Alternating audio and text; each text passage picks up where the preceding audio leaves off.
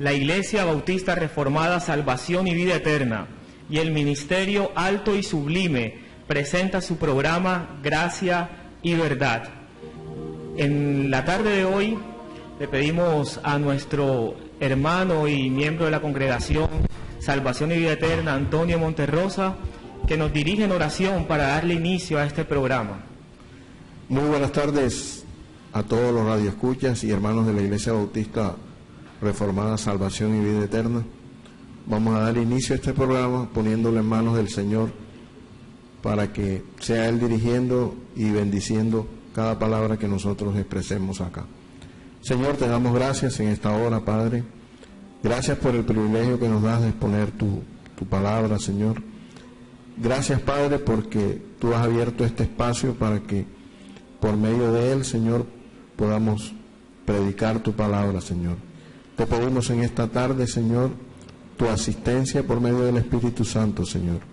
Que lo que digamos aquí sea revertido en poder en la vida de cada uno de nuestros radioescuchas y en la vida de nuestros hermanos de la Iglesia Bautista Salvación y Vida Eterna. En el nombre de Jesús te lo pedimos. Amén. Bueno, y en la tarde de hoy estaremos tocando un tema respecto al adulterio. Continuando con nuestra serie de enseñanzas del Sermón del Monte, estaremos hablando acerca del adulterio y del divorcio. Para eso quiero también darle las gracias a la querida audiencia que nos escucha en este momento y también a nuestro amigo Roberto Orozco al control de la emisora. Un saludo. Y vamos a leer el texto base de la tarde de hoy, que se encuentra en Mateo capítulo 5, versículos 27 al 37. Mateo 5, versículos 27 al 37. Dice de la siguiente manera: Oísteis que fue dicho, no cometerás adulterio, pero yo os digo que cualquiera que mira a una mujer para codiciarla, ya adulteró con ella en su corazón. Por tanto, si tu ojo derecho te es ocasión de caer, sácalo y échalo de ti, pues mejor te es que se pierda un ojo, uno de tus miembros, y no que todo tu cuerpo sea echado en el infierno. Y si tu mano derecha te es ocasión de caer, córtala y échala de ti, pues mejor te es que se pierda uno de tus miembros, y no que todo tu cuerpo sea echado al infierno. También fue dicho, cualquiera que repudia a su mujer, déle carta de divorcio. Pero yo os digo que el que repudia a su mujer, a no ser por causa de fornicación, hace que ella adultere, y el que se casa con la repudiada comete adulterio. Además, habéis oído que fue dicho a los antiguos, no perjurarás, sino cumplirás al Señor tus juramentos. Pero yo os digo, no juréis en ninguna manera, ni por el cielo, porque es el trono de Dios, ni por la tierra, porque es el estrado de sus pies, ni por Jerusalén, porque es la ciudad del gran rey, ni por tu cabeza jurarás, porque no puedes hacer blanco o negro un solo cabello. Pero sea vuestro hablar sí, sí, no, no, porque lo que es más de esto, de mal proceder. Alrededor de este tema se han presentado posturas distintas, mi hermano Antonio, posturas que, son confusas para la gente y que desconocen los principios bíblicos. Pero en la tarde de hoy queremos aclararle un poco a la querida audiencia, a los amigos que nos escuchan, acerca del tema del adulterio. ¿Qué significa el adulterio? ¿Cuál es el mensaje central de esta segunda ilustración? No cometerás adulterio. Entonces, quiero saludar en este momento a mi hermano Antonio Monterrosa. Sí, buenas tardes nuevamente, hermanos que nos escuchan. Algo que tratábamos el sábado pasado tenía mucho que ver con la forma como los escribas y fariseos asumían la postura sobre el homicidio, el no cometerás, no matarás, ¿ya? Ellos pensaban de que el hecho de no matar ya los exoneraba de toda culpa, pero decíamos el sábado pasado en nuestro programa anterior que Jesús iba mucho más allá de lo que ellos planteaban. Jesús apuntaba hacia lo que el corazón del hombre tenía. Y pues cualquiera, decía Jesús, cualquiera que odia a su hermano ya está incurso en ese tipo de pecado, porque el abrigar sentimientos de odio, el abrigar sentimientos de resentimiento y de maledicencias a nuestro prójimo ya contamina nuestro corazón. Y la palabra dice que del corazón salen los malos pensamientos y una cantidad de cosas que terminan en la acción. Entonces Jesús apunta a que guardemos nuestro corazón de los pensamientos malos, de los pensamientos aquellos que nos llevan a la acción. Por lo menos en el caso del no matarás, muchas veces vemos que el llegar a la acción es todo un proceso. Primero me resiento con la persona, discuto con la persona, me resiento, guardo resentimiento, voy conservando, voy alimentando ese resentimiento que se va convirtiendo en odio, y alimento ese odio, y ese odio se va convirtiendo, lleva a la acción que es la de matar. Jesús nos está previniendo de todo ese proceso para que no caigamos en la acción. Primero revisemos nuestro corazón para no caer en la acción. Bueno, y es que en sí la intención en este momento de la ley, dentro de este contexto, apuntaba más al corazón que a una prohibición vacía, y eso tenemos que tenerlo muy en cuenta. No es simplemente la acción, como lo dice nuestro hermano Antonio, sino es tu intención. De nada nos sirve no hacer algo si en nuestro corazón está el deseo y permanece el deseo como un hábito. Ahora, ¿este deseo podría estar latente en los escribas y fariseos? Pues ellos, si algo les combatió Jesús fue la observancia exterior. Ellos pensaban o se jactaban de que por el hecho de no hacer esto, no hacer aquello, pues ya estaban exentos de cualquier culpa o de cualquier pecado. Pero Jesús los fustiga y les dice que revisen sus corazones, porque es allí donde está la problemática del ser humano, en el corazón, entendiendo por corazón lo que decíamos en programas pasados como el asiento de las emociones, del pensamiento, y que genera la voluntad. Entonces, es allí donde más que todo nosotros tenemos que revisarnos y tenemos que examinarnos a la luz de la palabra para ver qué está pasando. Ok. ¿Cómo estás, mi hermano Gabriel Insignares? ¿Cómo has pasado? Muy bien, gracias al Señor.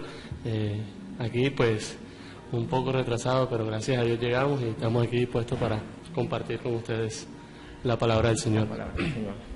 Mi hermano, ¿qué consecuencias, Gabriel, qué consecuencias tiene el desconocer la doctrina del pecado para el pueblo de Dios? Ya entendiendo que no es simplemente evitar la acción, no es simplemente no actuar pecaminosamente, sino también tener el deseo interno y el anhelo interno de actuar en contra de lo que Dios ha establecido. ¿Qué consecuencias tiene entonces desconocer esa doctrina para el pueblo de Dios? Pues es interesante la pregunta como la planteas, porque dices para el pueblo de Dios. Estamos hablando específicamente de aquellos que han sido redimidos por el Señor. sacando a un lado, digamos, a los no creyentes, a los aquellos que no tienen su fe puesta en el Señor.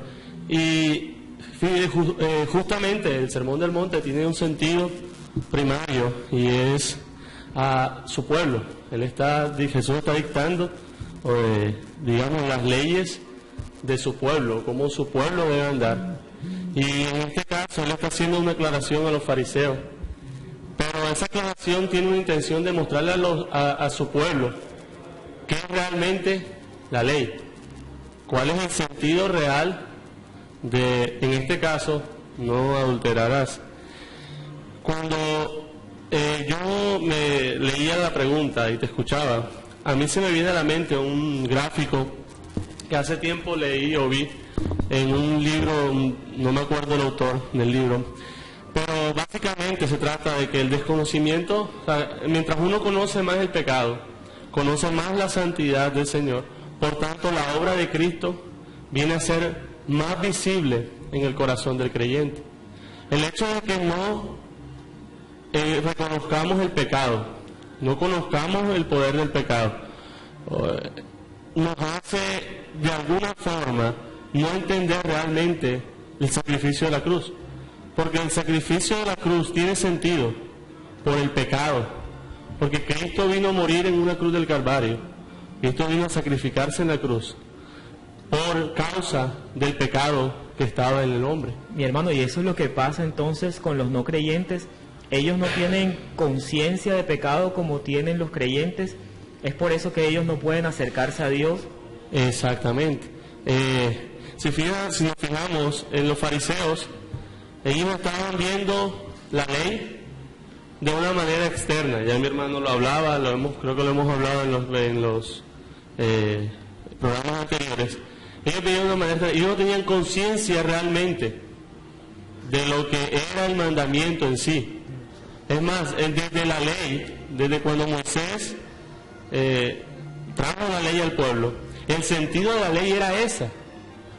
No es que Cristo esté diciendo algo nuevo, es que Cristo le está dando el verdadero significado. La ley en sí, en su esencia, tenía el no adulterar, no solo como algo externo, sino como algo del corazón. Lo que pasa es que el pecado del hombre no permite que ese conocimiento de lo que significa realmente la ley de Dios se haga claro al entendimiento de ellos. Y es por eso que no pueden ver, digamos, lo que significa y ser conscientes de su pecado y poder venir a Cristo. Y nuestro Señor Jesucristo tenía ese tema muy claro. Es por eso que Él continúa explicando y debatiendo esta falsa interpretación de los fariseos, diciendo lo siguiente, en el versículo 29 y 30.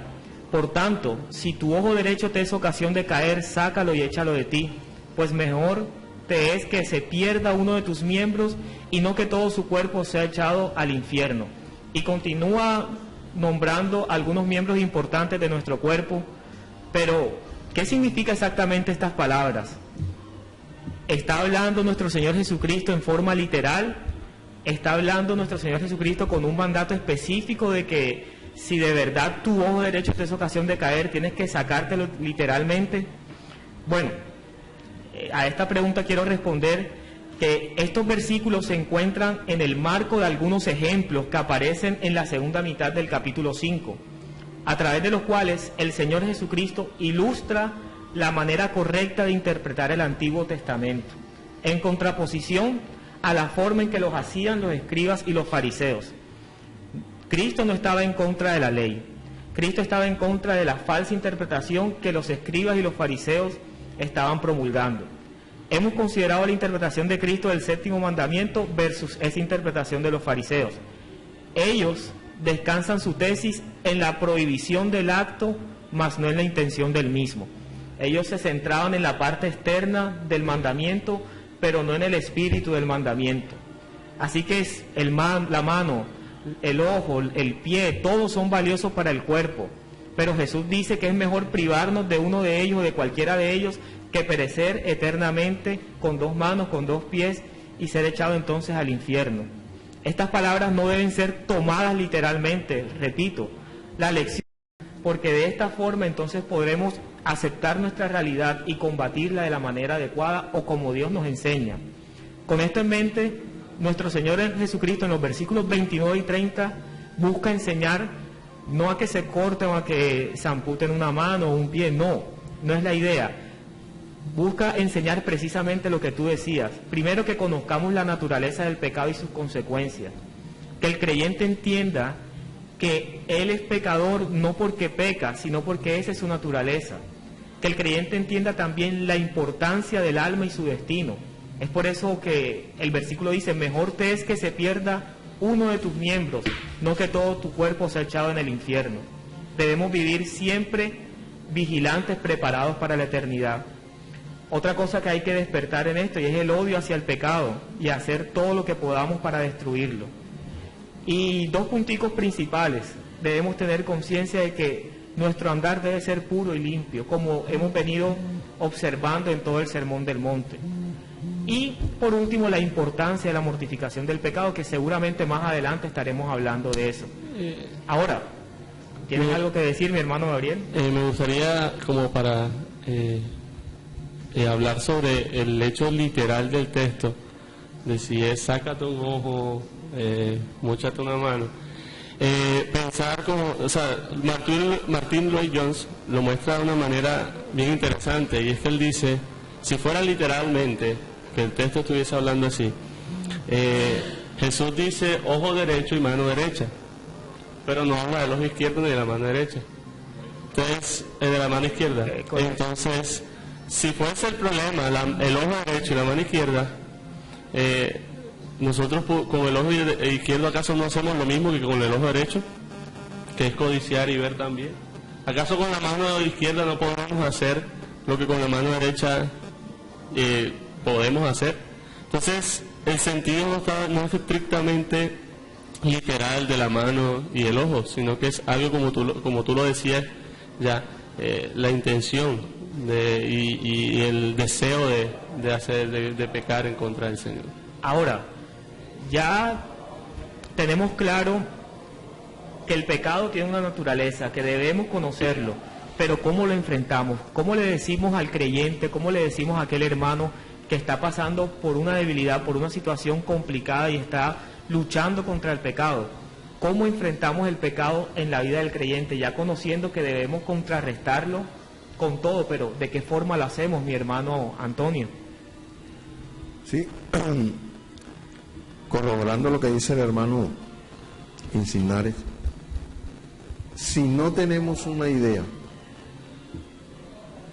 de la doctrina del pecado, o si no tenemos conciencia de pecado, es imposible que podamos enfrentar el pecado. ¿Por qué? Porque como no tenemos conciencia, pues para nosotros lo malo es bueno y lo bueno es malo, porque no hay conciencia de pecado. Mire, cuando uno... Mi hermano, y disculpe que lo interrumpe, pero la pregunta es, porque tal vez nos están escuchando y escuchan hablar acerca de la conciencia del pecado, y tal vez algún creyente se preguntará, ¿quién coloca esa conciencia? Esa conciencia la coloca el Espíritu de Dios en el creyente, pero en el creyente el inconverso no tiene conciencia de pecado. Mire, cuando uno le presenta el Evangelio a un inconverso, lo primero que saca a relucir es, yo no tengo ningún problema, yo no hago torcidos, yo no le soy infiel a mi esposa, yo no bebo, yo no fumo. Pero esa es la parte exterior, pero en su interior él abriga muchas cosas que él considera que son normales. Por lo menos la codicia se genera. Primero yo observo lo que me llama la atención, lo deseo, y si bien es cierto que no lo tomo para mí, anido eso en mi corazón, esa codicia. Y eso es un poder que ejerce, el pecado ejerce un poder tremendo en la vida del hombre. Y ese poder solamente lo puede destruir el poder de la cruz.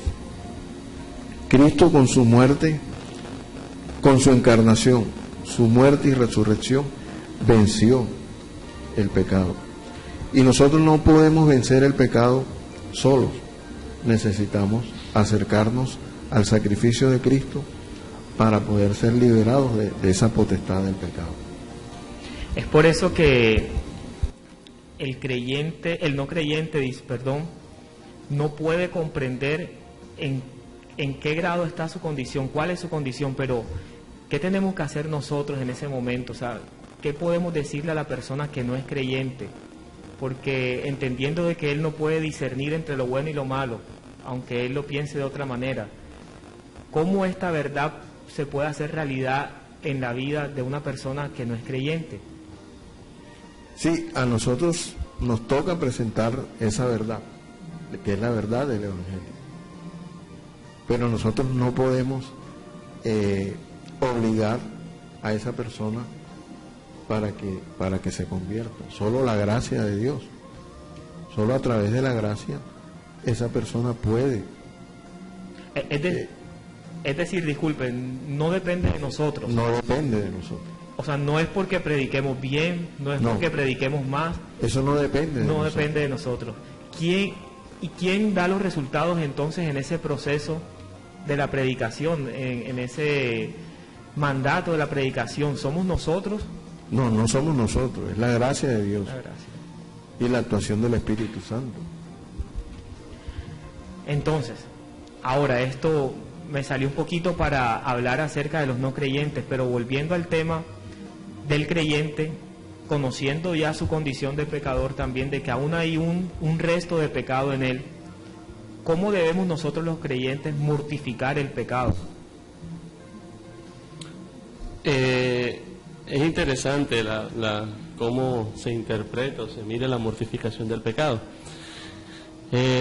porque lo podemos hacer, como ya hemos venido hablando, de algo externo y literal, como lo hacían de pronto los primeros creyentes. Hubieron sucesos en los cuales tomaron este texto de una manera literal y había gente que se mochaba la mano, que realmente practicaba eso literal para de alguna forma decir que estaban procurando morir al pecado en sus vidas. Y como ya hemos dicho, no se trata de algo externo.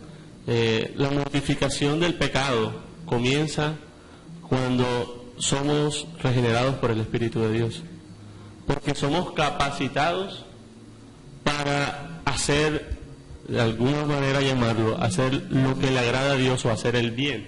Estamos capacitados ahora sí de buscarle a Él, estamos capacitados ahora sí de andar en el Espíritu, porque Pablo también lo proclama de esa forma: andar en el Espíritu y no satisfacer la carne.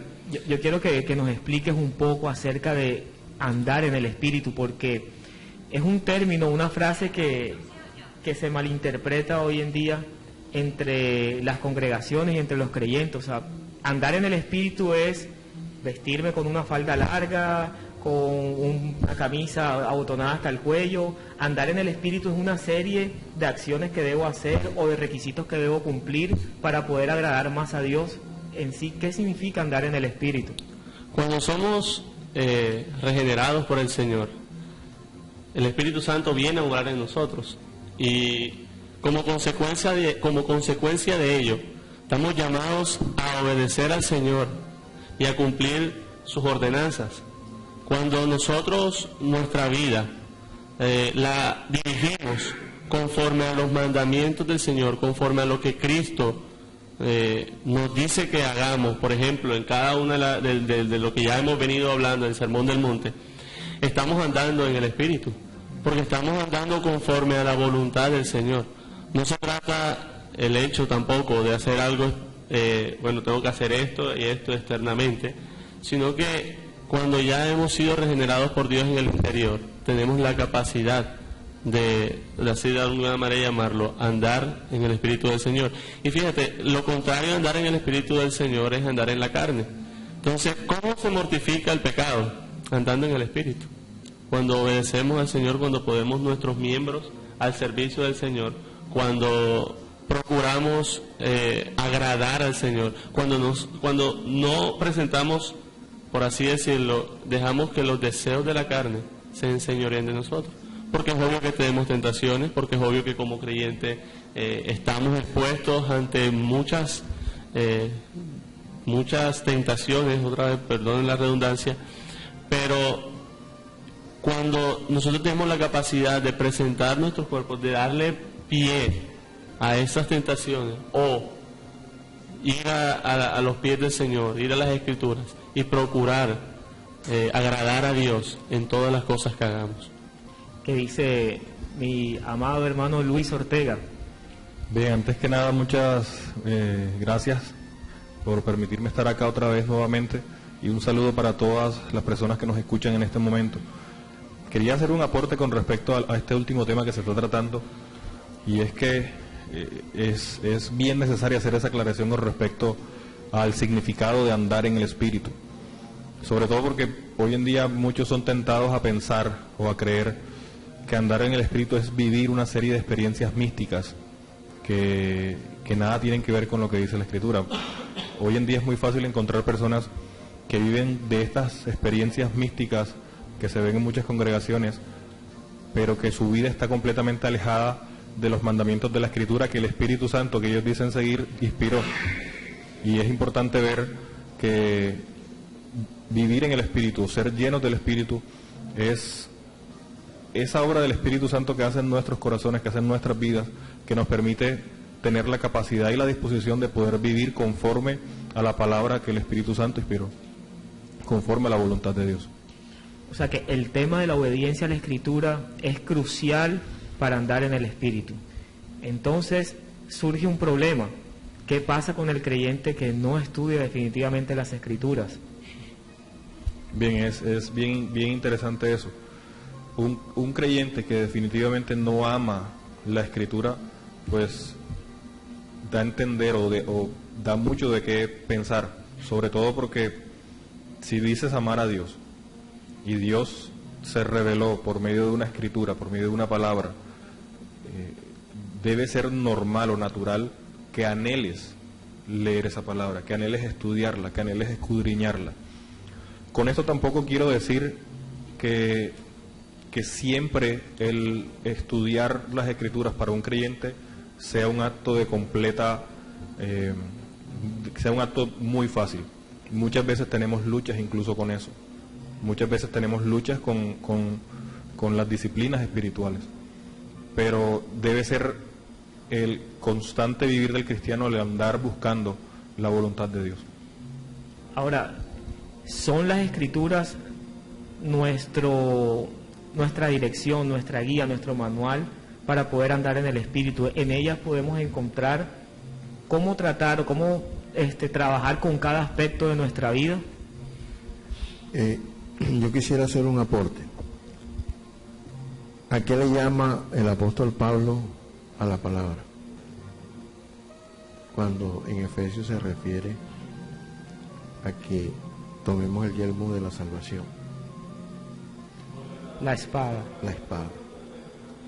Es a través de la palabra almacenada en nuestra mente, meditándola, como decía el pastor Oduber el domingo, reflexionando en la palabra, es como podemos hacer morir esas obras de la carne en nosotros. Porque yo me puedo proponer no hacer esto, pero no tengo el poder para eso. Tiene que venir un poder de lo alto, y ese poder viene por medio de la palabra. El estudio de la palabra es tan importante que en el momento en que yo la necesito puedo hacer uso de ella, porque ya la tengo almacenada en mi mente. Y esa explicación que daba el pastor Oliver el domingo sobre la importancia de la meditación, y como él decía, no es que vamos a meditar y a tener la mente en blanco, no, es reflexionar sobre el texto bíblico, lo que nos quiere decir para nuestra vida, y en el momento en que tengamos que enfrentar la tentación o la situación, podamos sacar a relucir esa palabra. No en vano nuestro Señor Jesucristo dice: santifícalos en tu verdad, tu palabra es verdad. Y creo que ese es un punto importante en la mortificación del pecado, la santificación del creyente. Y bueno, aún como sabemos todos, es la palabra quien regula cada uno de los aspectos de nuestra vida. Pareciera que los fariseos no entendían o no se ceñían de manera sincera y fiel a la Escritura para obedecer a Dios de corazón, sino que lo hacían para obtener una recompensa temporal, mas no eterna. Eso es lo que parece que pasa en estos versículos, porque nuestro Señor Jesucristo contrarresta esta falsa interpretación. Es como si hoy existieran pastores que enseñaran, como les dije ahorita, andar en el Espíritu con experiencias místicas en contra de lo que la palabra enseña. Ahora, ¿qué pasa si leyendo, continuando con el texto, con el tema del divorcio? Es como si estuviese pasando lo mismo. Hay una conveniencia externa, una recompensa externa para obtener algo aquí en esta tierra, pero no en la eternidad. Entonces, ajustamos la palabra a nuestro necio corazón o a nuestro duro corazón y no a lo que Dios ha estipulado desde el principio en ella. Con base a esto, ¿cómo miramos el divorcio en este punto? Bueno, yo aquí quiero intervenir y quiero que tengamos presente de que hay 6 contrastes en todo este asunto. Dios dice: ¿oíste que fue dicho? Mas yo os digo. Esto es lo que Jesucristo hace respecto a la enseñanza del divorcio también. ¿Qué hace respecto a la enseñanza del divorcio? Denuncia nuevamente la falsa interpretación de los escribas y de los fariseos. De antemano, a nuestra querida audiencia quiero decirle que no existe confusión alguna respecto a la enseñanza bíblica del divorcio. La enseñanza bíblica del divorcio en general es muy clara, aun cuando sea difícil aplicar esa enseñanza bíblica general a casos particulares. Pero Dios lo deja muy claro en la Escritura, y este es uno de los puntos claros que habla acerca del divorcio. La mejor forma de dar una interpretación y una adecuada interpretación al tema es examinarlo bajo 3 aspectos. ¿Qué enseña la ley de Moisés y el propósito? Más adelante conversaremos acerca de ello. La enseñanza de los escribas y de los fariseos. Ellos, en resumen, simplemente tomaban la legislación mosaica respecto a esta cuestión de la impureza, tenían su propia interpretación en cuanto a lo que significaba. De hecho, ellos enseñaban que si un hombre ya no quería a su mujer o por cualquier razón ya no le satisfacía, eso en un sentido era impureza, como lo expresa en Deuteronomio 24. La consecuencia en los tiempos de Cristo también fue desastrosa, fue caótica. Veíamos mujeres rechazadas de la manera más indigna. Ahora, ¿qué enseña nuestro Señor Jesucristo? ¿Cómo contrarresta nuestro Señor Jesucristo esta falsa enseñanza? Él dice: yo os digo que el que repudia a su mujer, a no ser por causa de fornicación, hace que ella adultere, y el que se case con la repudiada cometa adulterio. En Mateo 19, del 3 al 9, vemos con más detalle la explicación de nuestro Señor Jesucristo. Y de manera resumida, ¿Él qué hace en ese momento? Él vuelve al principio. ¿Cuál es el principio? Varón y hembra los creó, para que ellos dejaran a su padre, a su madre, se unieran a su mujer y serían una sola carne. Así fue al principio. Es como, en pocas palabras, lo que Dios ha unido, que el hombre no lo separe. Eso es lo que está intentando. Pero Él después da una aclaración: por la dureza de vuestros corazones, entonces Moisés mandó a dar carta de divorcio. Y yo quiero que tengamos claridad en esto. Moisés no ha mandado a divorciarse. Moisés mandó a que se diera carta de divorcio para regular el caos que existía también en esa época. Yo quiero hacer un aporte con respecto a ese tema, porque es interesante cómo se daba el proceso para dar una carta de divorcio en la antigüedad.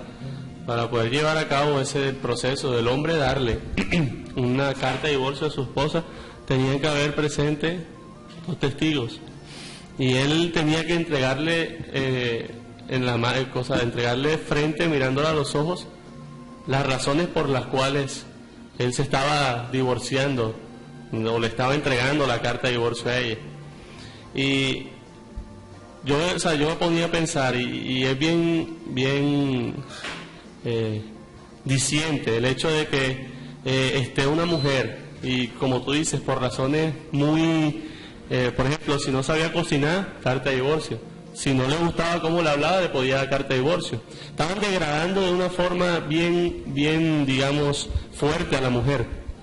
Y ver a una mujer de frente y por un simple hecho, por ejemplo, porque no sepa cocinar, entregarle una carta de divorcio y hacerle tal afrenta a ella, porque una mujer que era divorciada o que se le da, para el pueblo se convertía en una mujer, digamos, de mala calaña, mal vista. Entonces, de alguna forma esa mujer, yo me imagino que en el momento en el cual se le entregaba la carta, esa mujer se quebrantaba, y era la dureza del corazón de aquellas personas, de ver a una mujer quebrantada, y por unas razones en las cuales no tenían sentido, entregarle una carta de divorcio.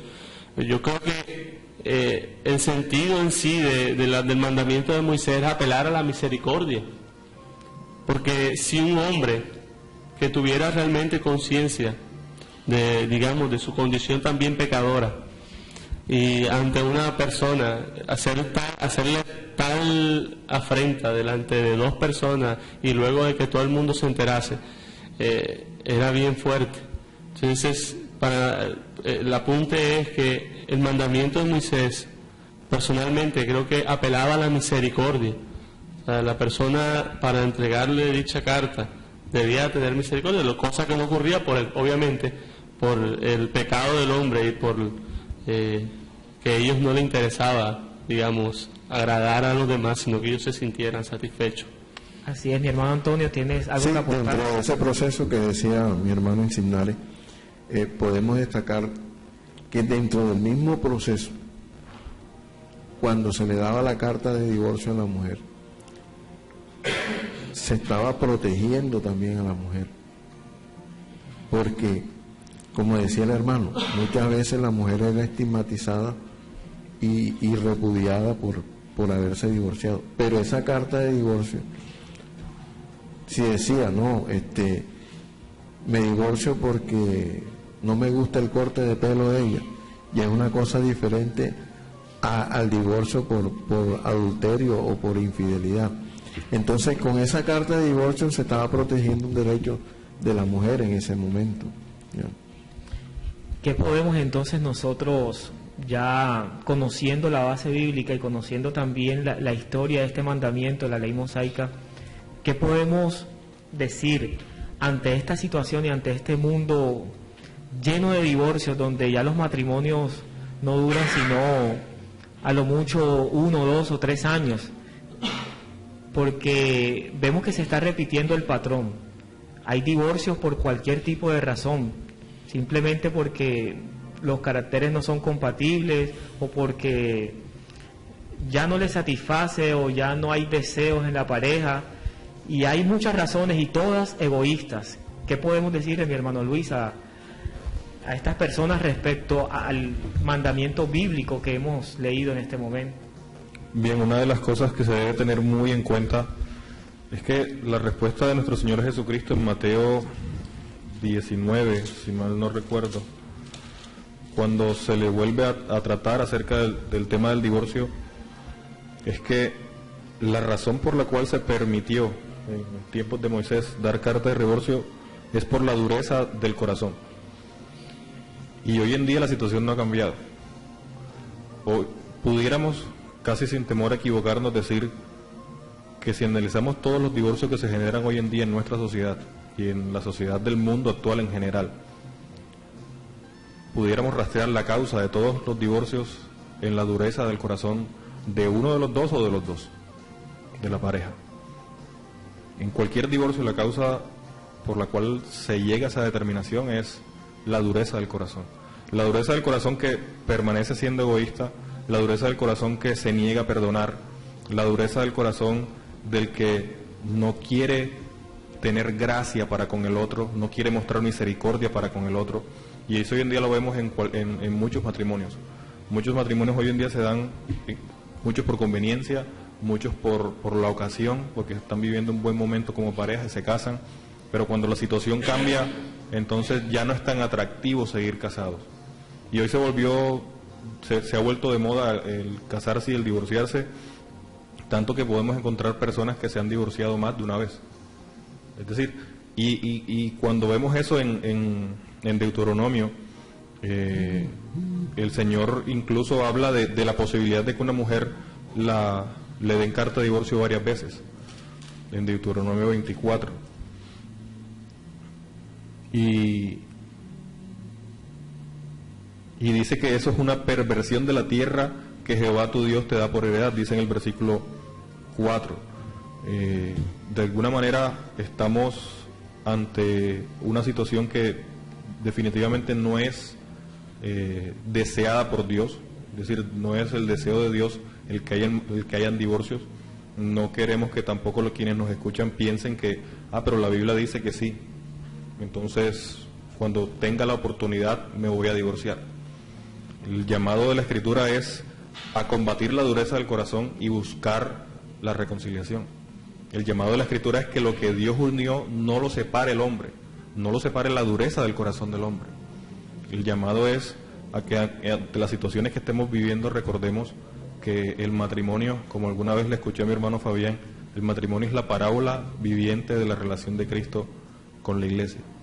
Y cuando pensamos en el matrimonio de esa manera, cuando lo vemos no como la simple relación que yo tengo con el otro, sino como la parábola que Dios me permite vivir y actuar, en la que de alguna manera el hombre representa a Cristo y la mujer representa a la iglesia, y que el hombre se debe entregar a la iglesia como Cristo, el hombre se debe entregar a su mujer como Cristo se entregó a la iglesia, y que la mujer debe someterse al hombre así como la iglesia se somete a Cristo. Cuando vemos el matrimonio desde esa perspectiva, el que no sepa cocinar, el que no sea agraciada, el que a veces hable fuerte, cualquiera de las cosas que hoy en día vemos como causas normales de divorcio se desvanecen por completo. Ahora, esto me lleva a pensar en lo siguiente: ¿existe una motivación bíblica para casarse? Porque muchos divorcios también se basan en que no tuvieron la motivación correcta para unirse. ¿Cuál sería la motivación que Dios establece en su palabra? O a través de principios nosotros podríamos tener una motivación clara para poder casarnos. ¿Por qué nos casamos?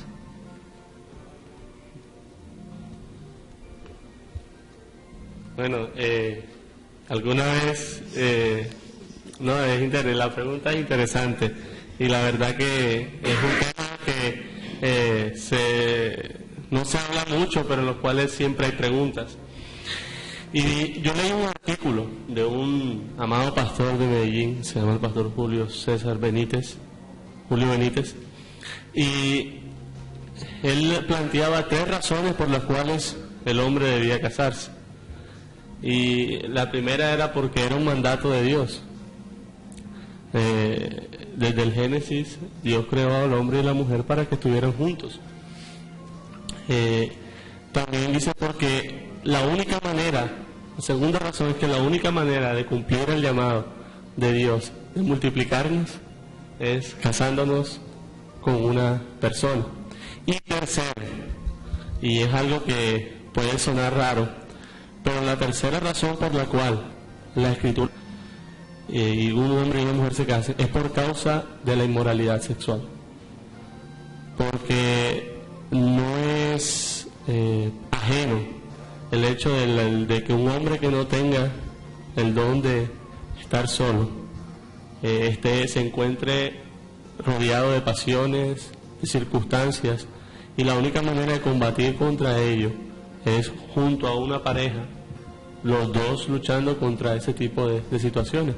Y lo muestra claramente la Escritura, Pablo habla de ello también. Entonces creo que esas 3 razones me parecen muy claras y con sostén bíblico para el hombre se case, un hombre y una mujer decidan casarse. Por allá, en el Génesis encontramos la palabra del Señor que dice: no es bueno que el hombre esté solo. Y creo que en Proverbios también dice: mejor son 2 que 1.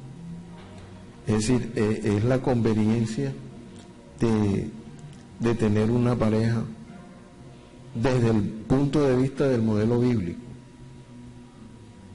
Y aquí tenemos que hacer énfasis en que el matrimonio está instituido por Dios y es entre un hombre y una mujer.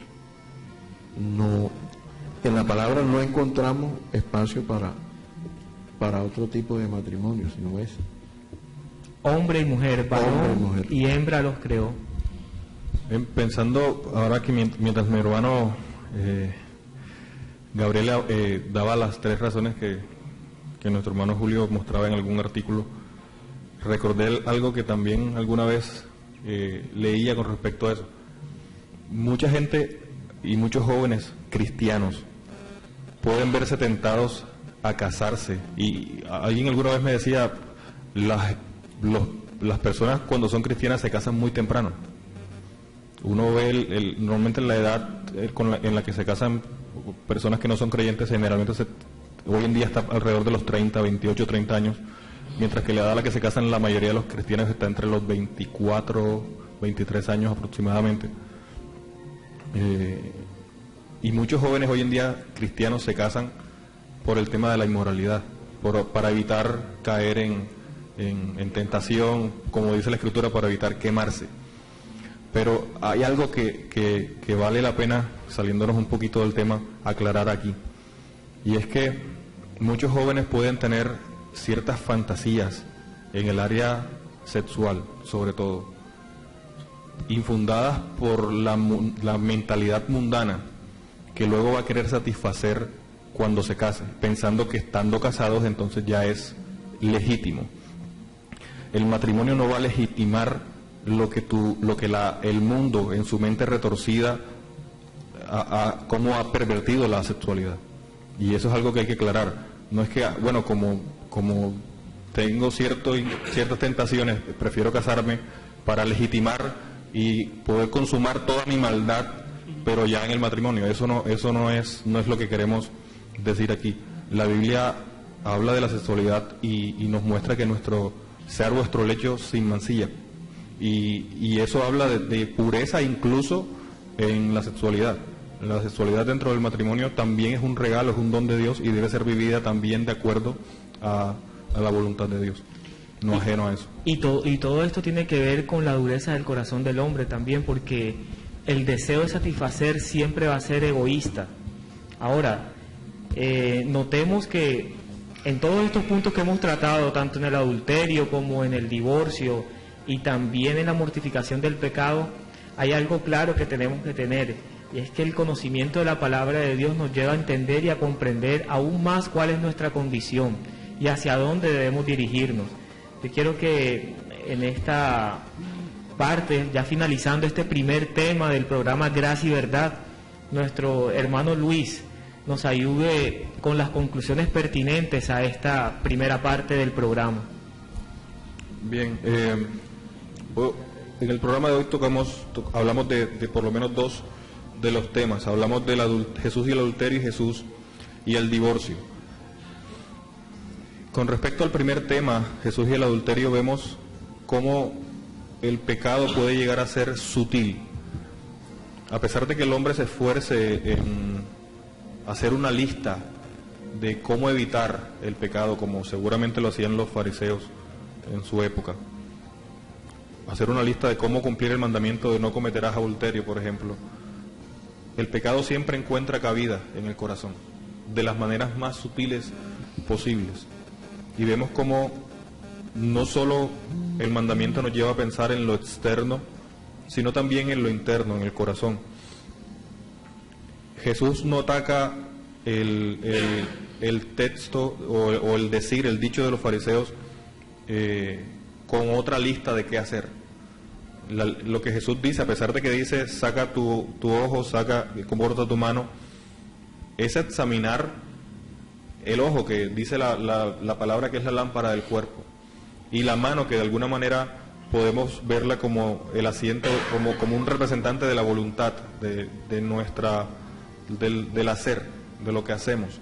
Vemos entonces el ojo como la lámpara del cuerpo, lo que ilumina la mente, y la mano como el hacer. Entonces Jesús está diciendo, el cumplimiento del mandamiento no está en lo externo, está en cómo iluminas tu mente con respecto al mandamiento y cómo esa iluminación de la mente con respecto al mandamiento te lleva al actuar.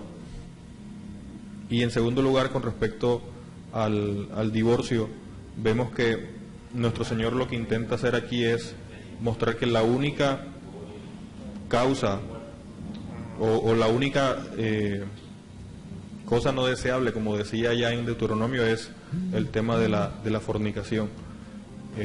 Pero que el diseño de Dios, el diseño original no es permitir o darle a los hombres vía libre para que se divorcien. En todo esto vemos la misericordia del Señor al permitirnos ver por su palabra que el verdadero problema del hombre, la verdadera lucha del hombre está en su corazón, está en la mente. Muchas veces nos preocupamos por cómo hacer, cómo cumplir, pero es una preocupación que generalmente es externa, una preocupación que generalmente es cómo van a verme los otros. El problema no es ese. Dios puede ver tu corazón, Dios puede ver tu mente. El problema es cómo vas a luchar con el pecado en tu corazón, cómo vas a luchar con el pecado en tu mente. Y ese es un terreno en el que nosotros no tenemos fuerzas, y es donde la misericordia del Señor, por medio de su gracia y el Espíritu Santo, actúa en nuestras vidas para poder ser fieles al Señor en estas áreas. Ser fieles al Señor, obedecer su palabra, estudiar su palabra, usar los medios de gracia para contrarrestar esa dureza del corazón de nosotros. Aún siendo creyentes, su palabra dice que si alguno hubiese pecado, abogado tenemos para con el Padre, que el que dice que no ha cometido pecado. Así que esto también es un mandato no solamente para los fariseos en la época, sino también para nosotros, a examinarnos a nosotros mismos diariamente para ver si en realidad estamos en la fe.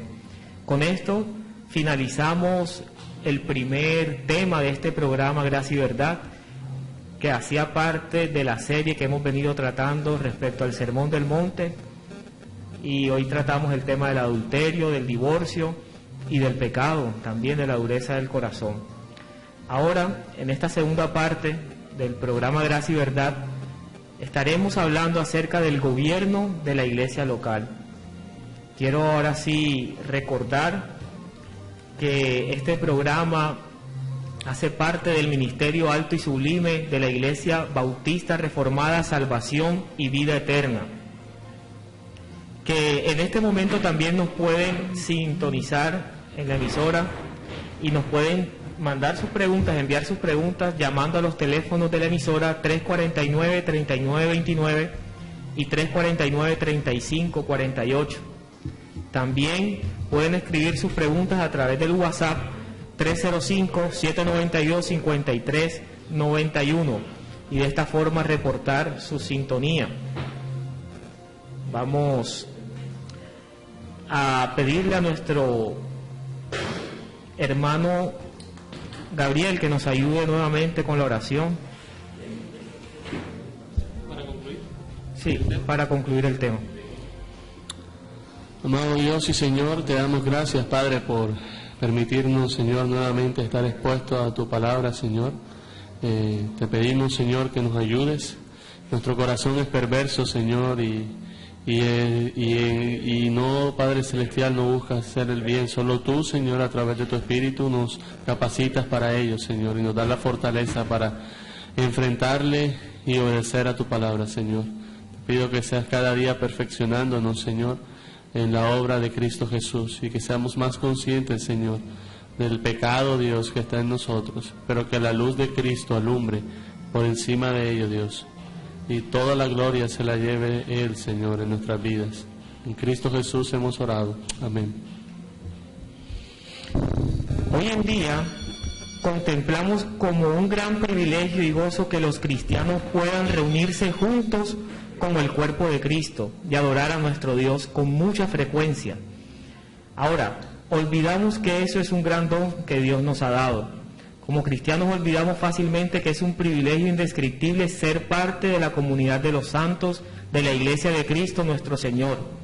Jesucristo es la cabeza de la Iglesia y nosotros obtenemos nuestras instrucciones solamente de Él.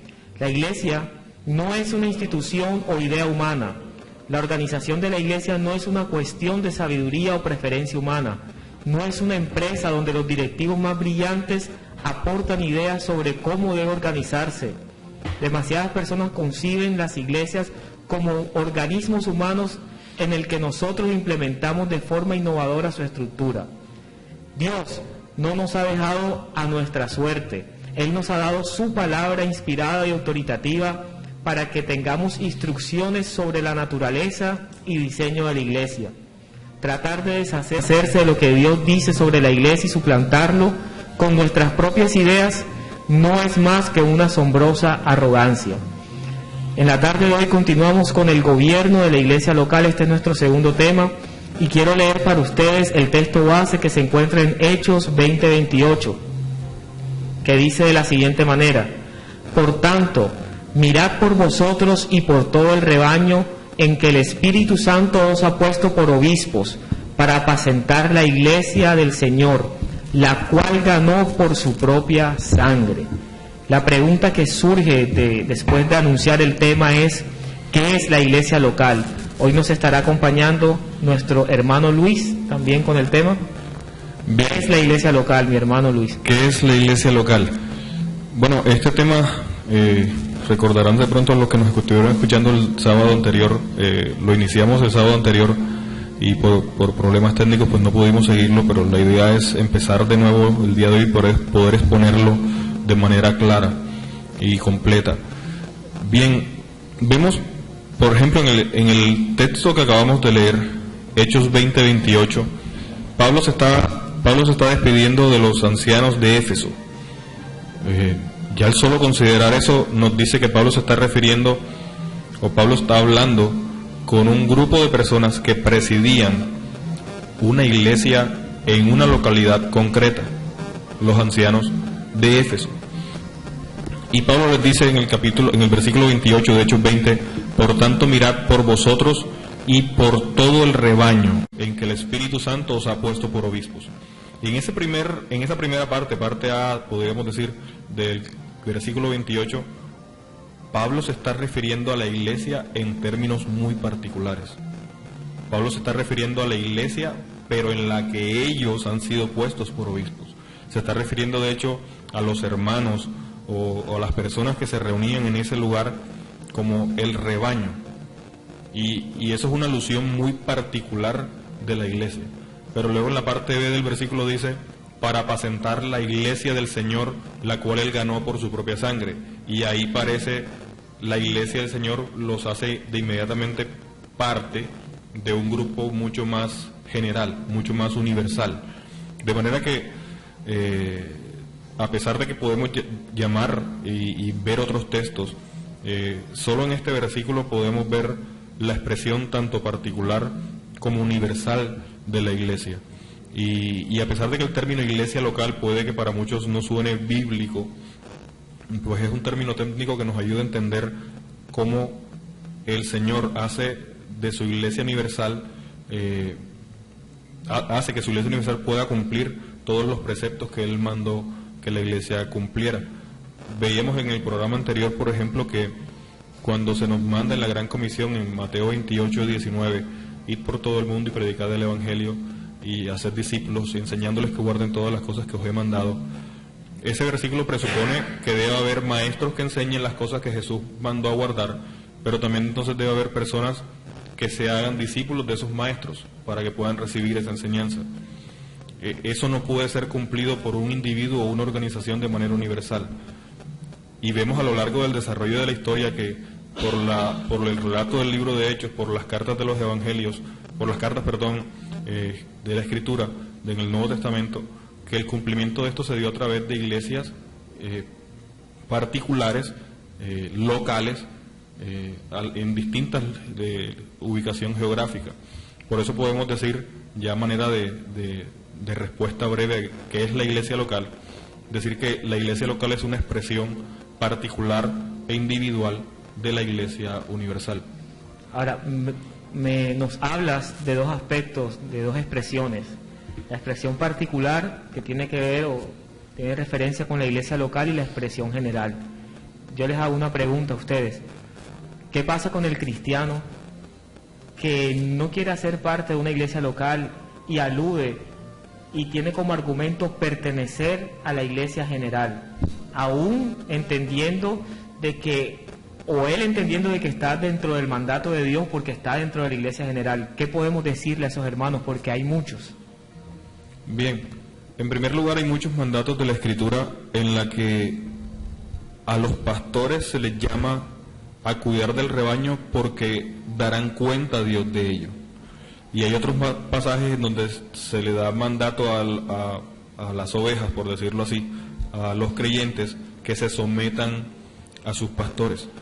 Pues no puede haber un verdadero sometimiento, no puede haber un verdadero cumplimiento de ese mandato si un creyente no es parte de un grupo local de creyentes. No es posible que yo pueda decir, es que yo soy parte del cuerpo de Cristo o soy parte de la Iglesia Universal de Cristo, pero no tengo un grupo de creyentes particulares a los cuales poder amar, a los cuales poder estimar, a los cuales poder estimular a buenas obras, con los cuales poder congregarme. Y estoy tratando de hacer alusión a muchos textos de la Escritura que nos llama a la comunión unos con otros, que nos llama al compañerismo, que nos llama a relacionarnos, y que de esa manera la relación entre creyentes ayuda a estimular el crecimiento espiritual. No es posible hacer eso con un creyente, a pesar de que entre creyentes podemos tener muchas similitudes y nuestros deseos apuntan hacia Cristo. No es posible que yo pueda ser eficientemente de edificación para otra persona si no tengo una buena relación o una relación profunda con esa otra persona. El congregarnos, el ser parte de una iglesia local favorece el poder generar relaciones maduras, relaciones profundas, relaciones que se fortalecen con el trato. Yo no puedo pretender que si pertenezco a la Iglesia Universal y no estar obligado a pertenecer a una iglesia local, poder ser de estímulo a otras personas, porque mi relación va a ser corta, mi relación no va a tener efecto. ¿Qué nos dice nuestro hermano Antonio? O sea, una pregunta, hermano, que una persona en esa circunstancia no podríamos llamarlo un hermano en la fe. Bien, esa pregunta es bien complicada, porque en primer lugar no estamos juzgando la fe. La fe entendemos que es un don de Dios y no es competencia nuestra decir el que haga esto sí es de la fe y el que no haga esto entonces no.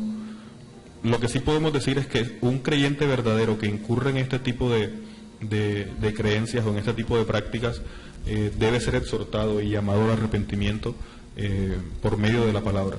Es posible que muchas personas que practiquen eso de la manera en que lo ha descrito nuestro hermano Fabián, el decir pertenecer a la iglesia general y no querer someterse a la iglesia local, pues sea muestra en muchas personas de su incredulidad. Es muy cierto, es muy probable, pero no sería capaz de encerrarlas a todas dentro de la misma bolsa y decir todos los que no hagan esto entonces no son creyentes.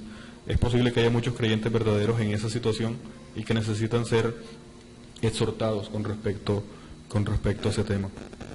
Mi hermano Gabriel. Quería hacer un apunte más. O sea, es verdad que puede que hayan personas que digan exactamente que ellos hacen parte ellos son cristianos, pero no necesitan ir a una iglesia local para hacerlo. Yo creo que tal pensamiento no nace en un corazón que ha sido regenerado por el Señor. Primero, porque somos parte de un cuerpo. No somos parte, digamos, o sea, el creyente viene a ser parte del cuerpo de Cristo. Y Pablo es claro cuando dice que cada uno de los miembros necesita del otro. Entonces, un verdadero creyente siempre va a buscar unirse al cuerpo. Siempre va a sentir la necesidad de estar en relación con otro creyente. Él va a estar en busca de poder compartir, de animarse con otro, porque es necesario para el cuerpo. Es parte de lo que Cristo en esencia es. Él es la cabeza de un cuerpo y cada creyente debe estar en la búsqueda de eso. Es obvio que también se puede presentar la situación de que personas que han sido regeneradas y se encuentran iglesias que no comparten que tienen otras creencias, obviamente ellos no son bíblicos, por así decirlo, y se encuentran insatisfechos contra eso. Pero ellos están en la búsqueda de una iglesia. Ellos no están renuentes a que no queremos pertenecer a una iglesia, sino que están en búsqueda de una iglesia en la cual ellos puedan hacer parte. Además, y de pronto me voy a meter con algo más adelante del tema, pero la única forma en que un creyente pueda ser disciplinado por medio de las Escrituras es a través de un núcleo de iglesia local. Entonces es importante la congregación. Bien, y agregando un poco a esto, es cierto que hoy en día abundan las personas que dicen ser creyentes. Y cuando uno ve los frutos, o cuando se notan los frutos de esa persona, uno tiene dificultades con asociar esos frutos con esa declaración de ser creyentes. Es cierto que hoy en día abundan ese tipo de declaraciones. Hoy en día se volvió casi que una moda decir yo soy cristiano. Es casi como un estado de virtud el poder decir hoy en día en redes sociales soy cristiano. Pero yendo más allá de eso, realmente la Escritura nos muestra que los creyentes anhelan la comunión con otros creyentes. Vemos en Hechos que cuando la iglesia nace, la iglesia empieza a crecer, vemos como los creyentes empiezan a querer estar juntos, a querer tener comunión en muchas áreas, e incluso a tal punto de llegar a compartir incluso sus bienes. Es decir, el nuevo nacimiento, la regeneración, trae consigo también el deseo de la hermandad, y eso es claro. La Escritura nos muestra siempre a los creyentes como tratando de estar en comunión unos con otros, y la única manera de poder crecer en el discipulado, la única manera de poder ser disciplinados, la única manera de poder estimularnos los unos a los otros es a través de pertenecer a una iglesia local. Bueno, ya teniendo claro la necesidad del creyente de hacer parte de una iglesia local, la necesidad del creyente de sujetarse a lo que las Escrituras dicen respecto al congregarse y también someterse a una iglesia local, yo hago una pregunta: ¿quién gobierna esa iglesia local? ¿O quiénes deben gobernar esa iglesia local? Bien, usualmente tendemos a utilizar algunos títulos para referirnos a las personas que de alguna manera dirigen o presiden en la iglesia local. Y son títulos que claramente han sido sacados de la misma Escritura.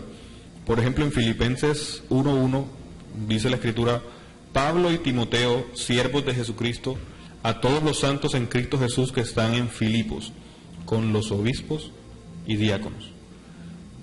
A lo largo de toda la Escritura notamos que se hace referencia a ciertos individuos con la característica de gobernar la iglesia, y se les llama normalmente obispos, pastores, ancianos, diáconos. Encontramos normalmente esos 4 términos en la Escritura. Ahora, es válido aclarar que esos 4 términos en realidad hacen referencia a 2 oficios. ¿Qué es un oficio?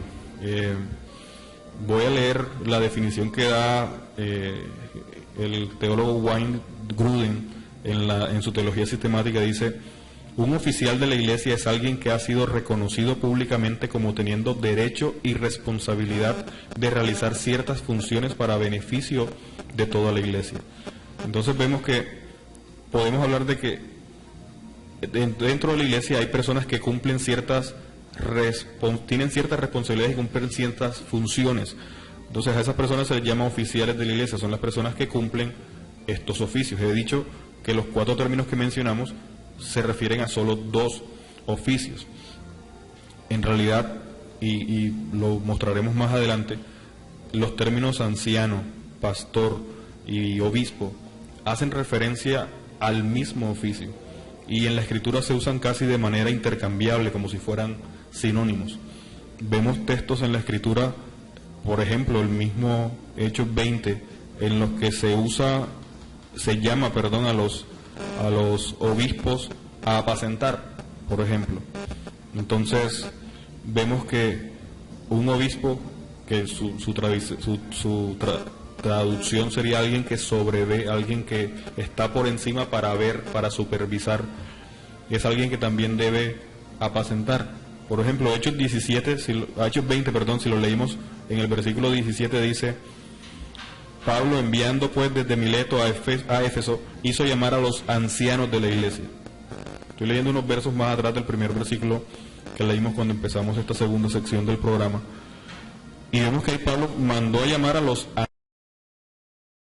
ancianos, y luego, refiriéndose a ellos mismos, hablando con ellos, en el versículo 28 les dice: por tanto, mirad por vosotros y por todo el rebaño, un término que hace alusión al pastor, en que el Espíritu Santo os ha puesto por obispos, para apacentar, otro término que también hace referencia al término pastor.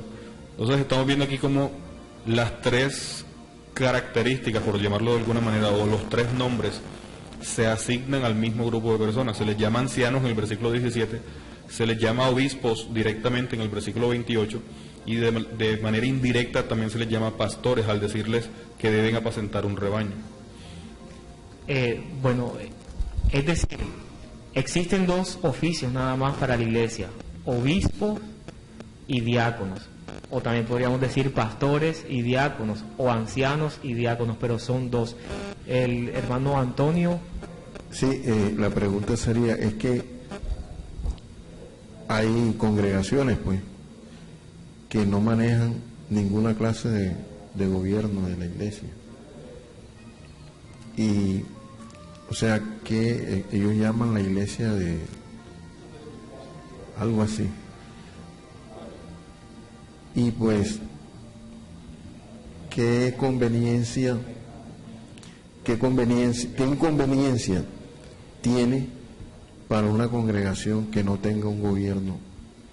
Bien, la Escritura, por medio de las cartas de Pablo, podemos ver que se da órdenes a ciertos individuos para que cumplan ciertas funciones en la congregación. Por ejemplo, vemos en la Escritura que Pablo habla de ciertas personas que están dedicadas, por ejemplo, a la enseñanza, que dedican su esfuerzo, dedican su vida, dedican sus capacidades, sus facultades para el ejercicio de la enseñanza, por ejemplo. Vemos personas que dedican sus esfuerzos en el servicio, y Pablo obviamente está haciendo referencia a un orden dentro de la congregación, a un orden en el que sabemos quiénes deben cumplir ciertas responsabilidades en la iglesia. Todo esto apunta al tema del orden. Muchas congregaciones hoy en día, y bueno, a lo largo de la historia, se han levantado en las que rebaten este modelo bíblico de gobierno y dicen: bueno, pero todos somos sacerdotes del Señor, todos somos nación santa, pueblo escogido, real sacerdocio, pues ¿por qué va a haber alguien encima de nosotros que nos gobierne Cristo? Pero esto es un claro rechazo al modelo bíblico de enseñanza. La palabra nos dice que nosotros debemos estar sujetos a nuestros pastores porque ellos han de dar cuenta de nosotros. Y para poder decir, o para poder aplicar un modelo en el que no haya nadie presidiendo la iglesia, pues tendríamos que simplemente tomar ese versículo y tacharlo de nuestras Biblias y decir, pues esto no aplica. Ahora estaríamos yendo en contra de lo que ya Dios ha instituido en su palabra, como lo hemos visto en el versículo base, cuando habla acerca de un reconocimiento de una iglesia local, de un rebaño, de un grupo de personas que pertenecen a la iglesia general, pero llamada iglesia local en este caso. Yo también quisiera, pues, cuando hablamos de oficiales, tenemos que también tener claro que quien rige sobre la iglesia es Cristo. Obviamente en la iglesia local, visible, Él coloca pastores y diáconos. Cuando hablabas de ese tipo de iglesia que no tiene ningún gobierno, ellos dicen ser la iglesia del Espíritu Santo, pues yo escuché una en Medellín que ellos trabajan de esa manera. Ellos en la reunión, ellos se sientan todos en una mesa redonda y y leen un pasaje de la Escritura, y el que tenga alguno, que el Espíritu Santo les revele, en ese momento se levanta y dice algo. Y así sucesivamente se van levantando aquellos que les ha sido revelado algo del texto que ellos están hablando. El riesgo de eso, uno de los riesgos que presenta también Pablo, lo que pasa es que no me acuerdo ahora el texto, pero Pablo presenta y dice que una de las necesidades por las cuales debe haber un gobierno en la iglesia es por las falsas enseñanzas que pueden entrar y pueden dispersar al pueblo. Y cuando Pablo presenta esa necesidad, es claro que aquellas iglesias que no tienen un gobierno bíblico establecido en su iglesia están expuestas a ser llevadas por cualquier pensamiento humano, por cualquier herejía. O sea, pongámonos a pensar, aquella iglesia que yo cito, que ellos se levantan, cualquier hombre puede levantar y decir cualquier cosa pues sin sentido, y como para ellos eso es palabra de Dios, porque supuestamente el Espíritu Santo le está revelando a esa persona, ellos cogen dicha cosa que está diciendo ese hombre y pueden hacerla, digamos, algo eclesial o algo como parte de su iglesia, y estar cometiendo un error, estar desviándose realmente de lo que Cristo y Dios hablan en su palabra acerca de lo que debe hacer la iglesia. Lo mejor es entonces ajustarnos a lo que dice la Escritura respecto a esto, y la Escritura lo hace con un propósito. Ahora, yo veo aquí algo, y es que hablamos acerca de obispos, pastores o diáconos, pero estoy notando que nada más es en un sentido masculino, nada más habla acerca de varones, y esto es inevitablemente, tenemos que tocarlo, no podemos evadirlo. ¿Puede entonces la mujer ocupar un cargo como gobernante de una iglesia local? Porque en la Escritura estamos observando que nada más se mencionan a obispos y a diáconos en sentido masculino, está hablando de hombres.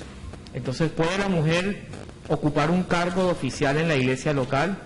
¿Puede la mujer ser una obispo? ¿O puede la mujer ser una diácono o diaconisa?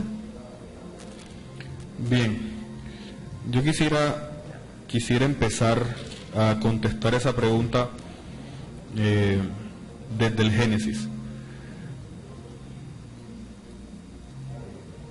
A ver, desde el Génesis vemos que tanto el hombre como la mujer fueron creados a imagen de Dios. En la Escritura no encontramos que la imagen de Dios solo se dio en el hombre y que no se dio en la mujer. Estoy tratando de encontrar el texto. Génesis. El texto donde dice que lo hizo a su imagen, conforme a su semejanza. El Génesis 1:27 dice: y creó Dios al hombre a su imagen, y creó Dios al hombre a su imagen, a imagen de Dios lo creó, varón y hembra los creó. Es el texto en el que se hace referencia a la creación del hombre como creado a imagen y semejanza de Dios, pero vemos que ahí habla de varón y hembra los creó. Ambos, tanto hombre como mujer, comparten la imagen de Dios, tienen la imagen de Dios en ellos. Por lo tanto, hombre y mujer son iguales en dignidad, como vemos en la Escritura. Es esto lo que nos diferencia de los animales. El hombre y la mujer tienen derechos porque precisamente tienen dignidad.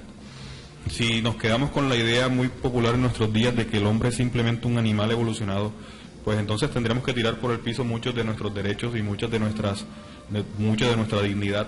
La dignidad de la vida humana se estaría por el suelo, y habría que tirar al suelo también conceptos como la moralidad y demás, porque es la imagen de Dios en el hombre lo que le aporta al hombre dignidad. Entonces, al tratar esta pregunta de si la mujer puede o no ocupar un cargo de gobierno en la iglesia, hay que dejar claro que no se trata de un tema de dignidad. No se trata de que el hombre sea más digno que la mujer. La Escritura ciertamente habla del liderazgo de la iglesia en términos masculinos. De hecho, Pablo advierte en más de una ocasión acerca de que él no permite a la mujer enseñar, o no permite que la mujer ejerza dominio sobre el hombre, sino que debe estar sujeta. Incluso llega a decir que si tiene algo que preguntar, pregunte en casa a su marido, y a lo que Pablo alude es al tema de la creación. Hombre y mujer fueron creados iguales en dignidad, pero no implica que deban cumplir los mismos roles. Hombre y mujer son creados iguales en dignidad, iguales incluso en capacidad, pero con las funciones de desempeñar distintos roles en la vida. Sería iluso, por ejemplo, que un trabajador cuestione la autoridad de su jefe y decir, pues yo tengo igual dignidad que tú, yo también puedo mandar así como tú. Yo creo que ningún trabajador en su sano juicio llegaría a su trabajo el lunes diciendo eso. Todos entendemos que tanto mi jefe como yo tenemos igual dignidad delante de Dios y delante de los hombres, tenemos los mismos derechos, pero en la empresa en la que trabajamos, él cumple un rol y yo cumplo otro. Yo creo que ahí nadie discute eso. No se trata de que Dios ame más a los hombres y menos a las mujeres. Exacto, simplemente se trata de una asignación de roles. El hecho de que Dios le haya dado al hombre la autoridad para gobernar en la iglesia e incluso para gobernar en la familia no es indicio de ninguna manera de inferioridad por parte de la mujer o incapacidad por parte de la mujer. Gloria a Dios damos porque vemos muchas hermanas y muchas mujeres que tienen gran capacidad para muchas cosas, para estudiar la palabra, incluso mucho más que algunos hombres que podamos llegar a conocer. Pero el tema al que apunta la Escritura no es que el hombre sea más capaz o que la mujer sea menos capaz o menos digna. El tema es el cumplimiento de roles que Dios da. Dios le entregó la autoridad en Edén al hombre y así se lo dio también en la familia y así también ha sucedido en la iglesia. Hombres y mujeres son iguales en dignidad porque ambos fueron creados a imagen y semejanza de Dios. Ambos cayeron a causa del pecado, por lo tanto también son iguales en la caída. Y ambos también son iguales en la redención porque Cristo murió no solo por hombres, también murió por mujeres. El tema es que en cuanto al gobierno, en cuanto a autoridad, Dios ha dado un orden.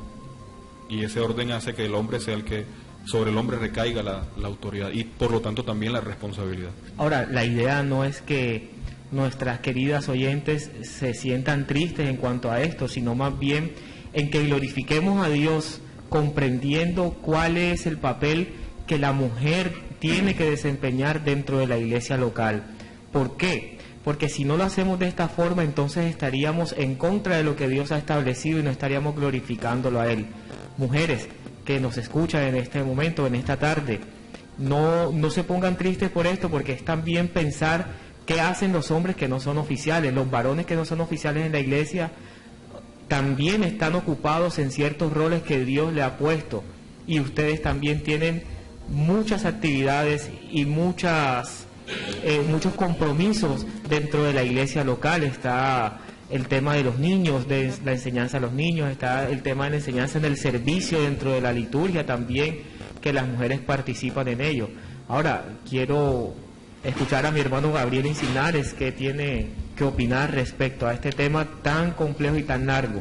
Sí, muchos han hablado y dicen que este hecho de pronto decir que la mujer no puede ser pastora, estamos degradando a la mujer, no le estamos dando la importancia que se debe, y creo que eso es algo malinterpretado, porque cuando, por ejemplo, yo quiero hablar de esto con un ejemplo que alguna vez escuché, realmente no me acuerdo quién lo dijo, pero un vaso tiene un propósito, ¿cierto? El vaso fue creado para contener agua y que uno pudiera tomar agua en él. Ese es el propósito original del vaso.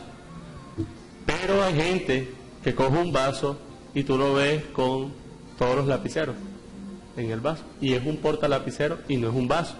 O sea, no está haciendo la función de dar agua, que es un propósito por el cual fue creado, sino que está sosteniendo lápices.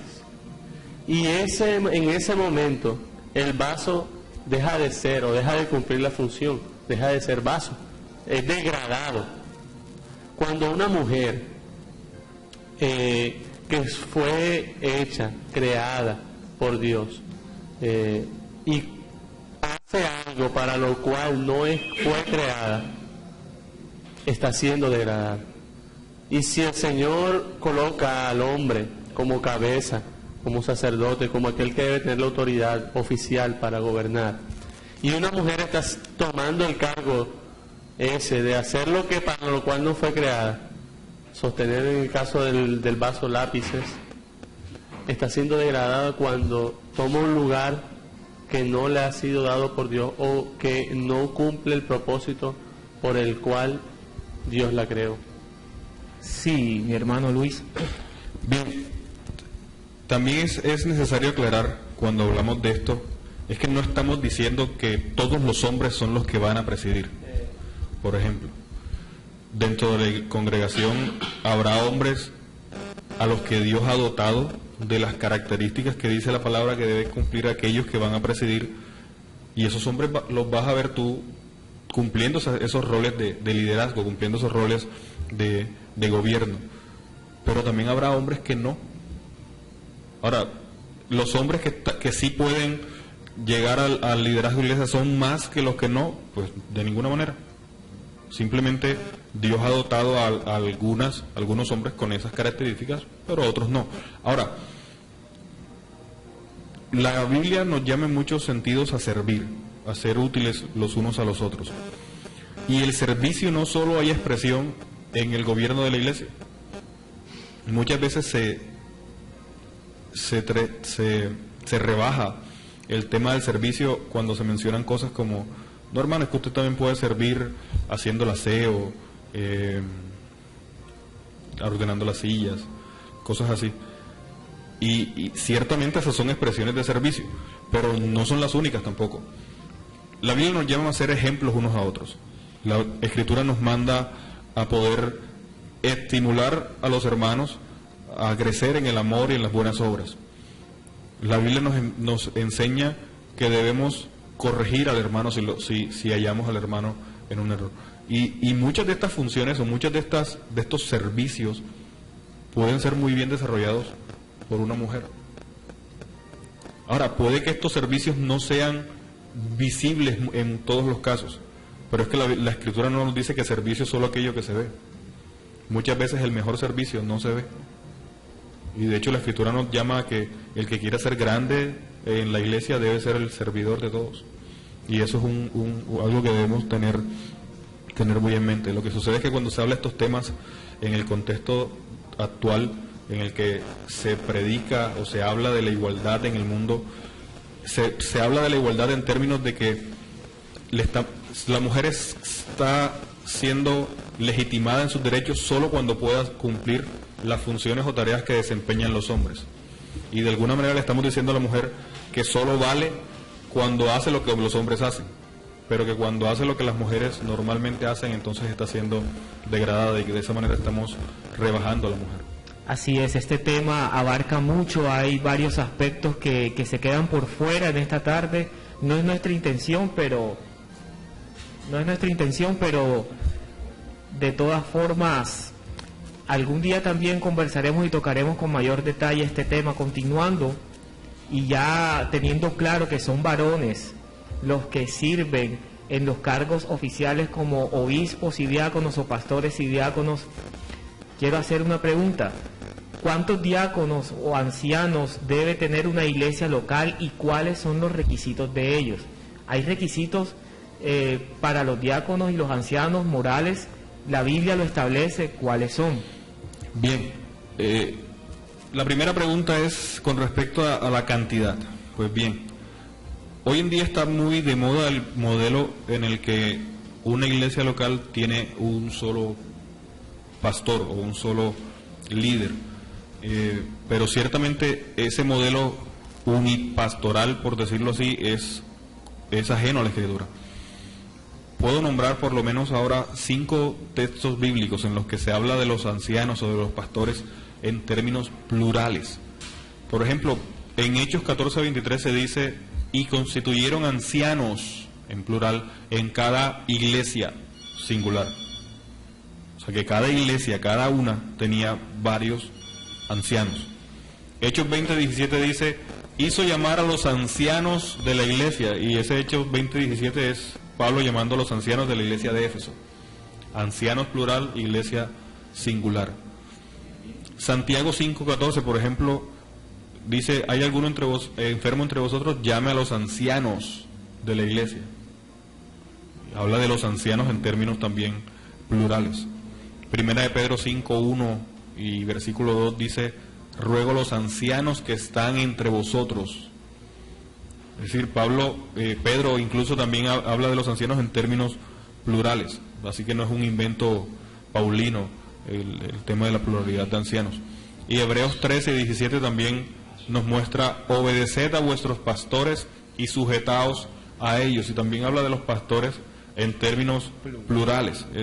Ya vimos que ancianos, pastores y obispos se refieren a las mismas personas, y vemos que la Escritura siempre que se refiere a estas personas habla en términos plurales.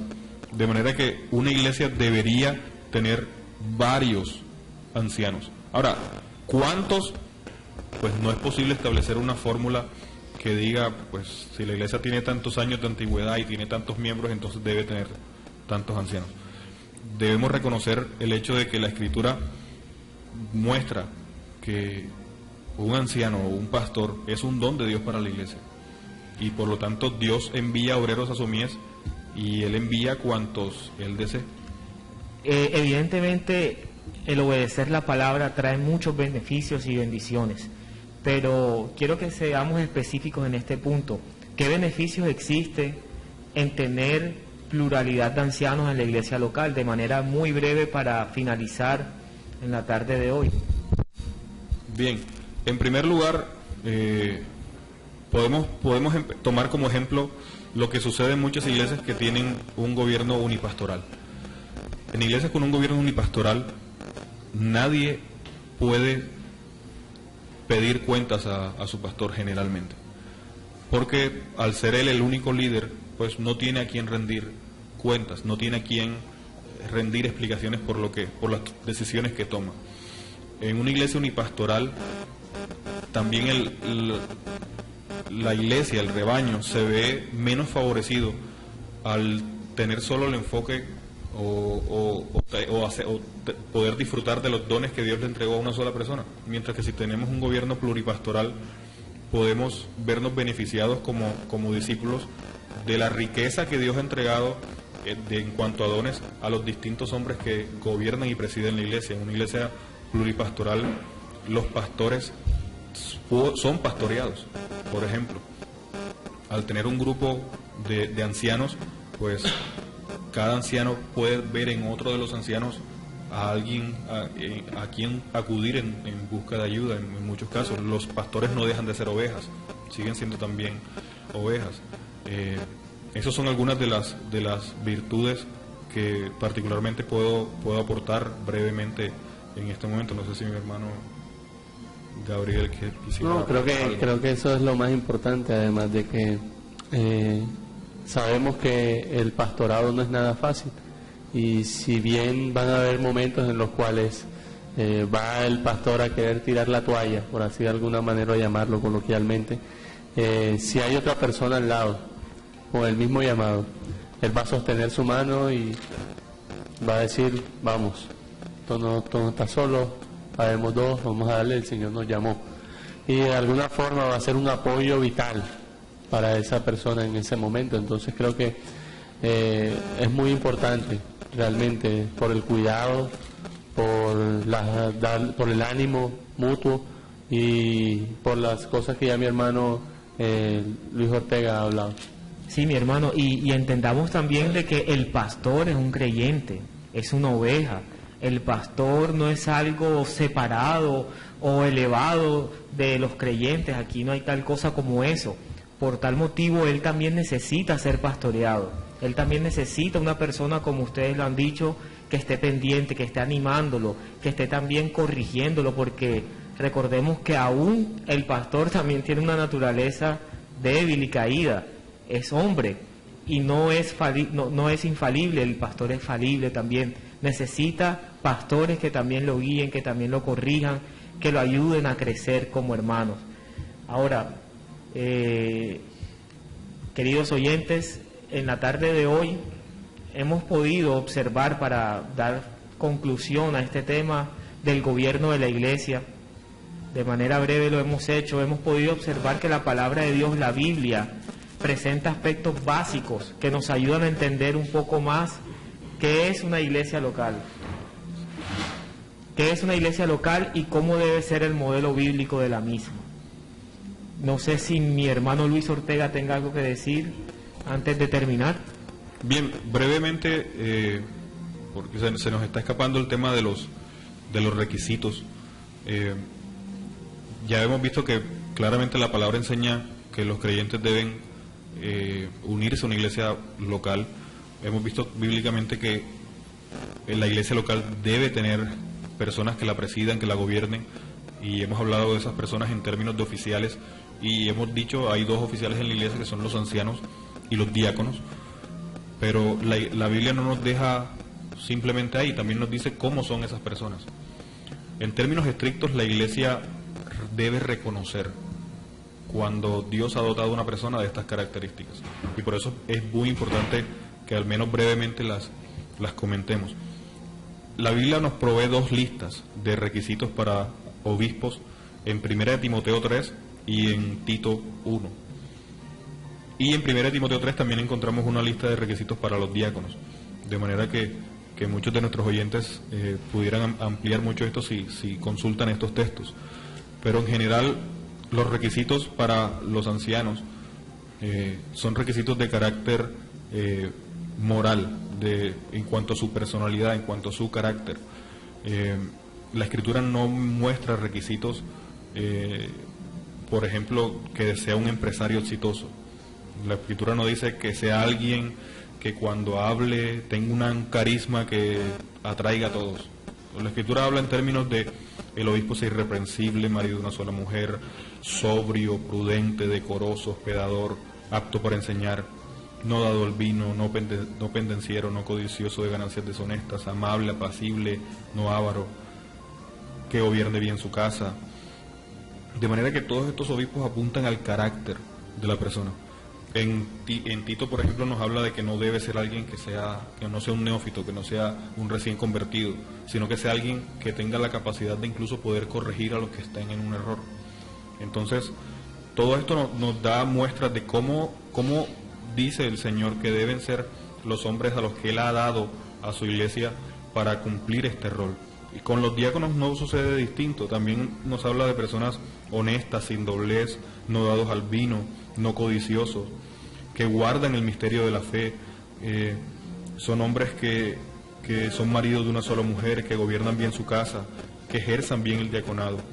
Entonces, quería simplemente, por lo menos de manera breve, aportar el hecho de que las personas que presiden en la iglesia son personas a las que podemos mirar y ver en ellos un ejemplo de piedad, un ejemplo de madurez en el Señor, un ejemplo de relación con el Señor, de intimidad con el Señor, y por lo tanto son personas capacitadas para poder corregir, para poder enseñar y para poder edificar, ayudar en la edificación de la iglesia.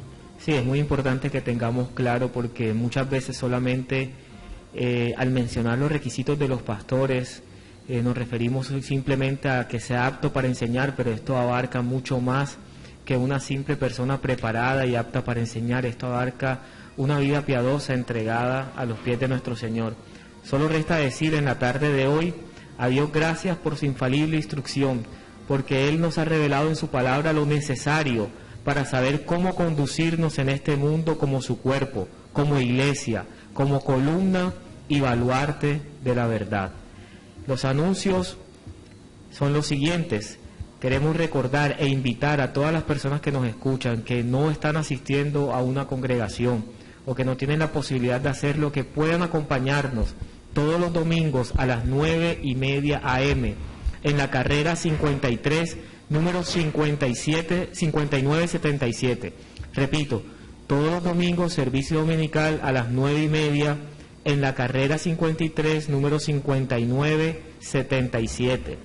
Nuestros servicios de oraciones todos los miércoles a las 7 p.m. Servicios de oración y estudios de Isaías a las 7 p.m. en la misma dirección. y los discipulados en la misma dirección los días martes a las 7 p.m. y domingos a las 2 de la tarde.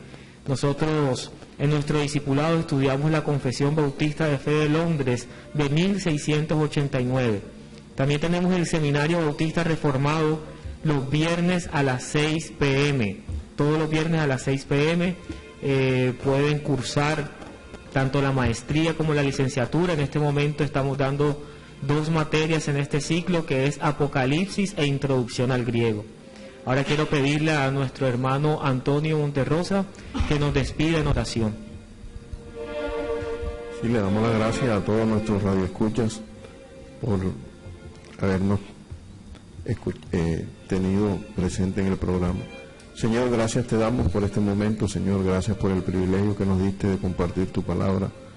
Gracias, Señor, porque esa labor tú nos la has encomendado, Señor. Te pedimos, oh Dios, que tú bendigas a cada oyente, que tú bendigas a cada miembro de nuestra iglesia, Señor. Y sobre todo, Señor, que nos saques con bien, nos lleves a nuestros hogares con tu bendición. En el nombre de Jesús. Amén.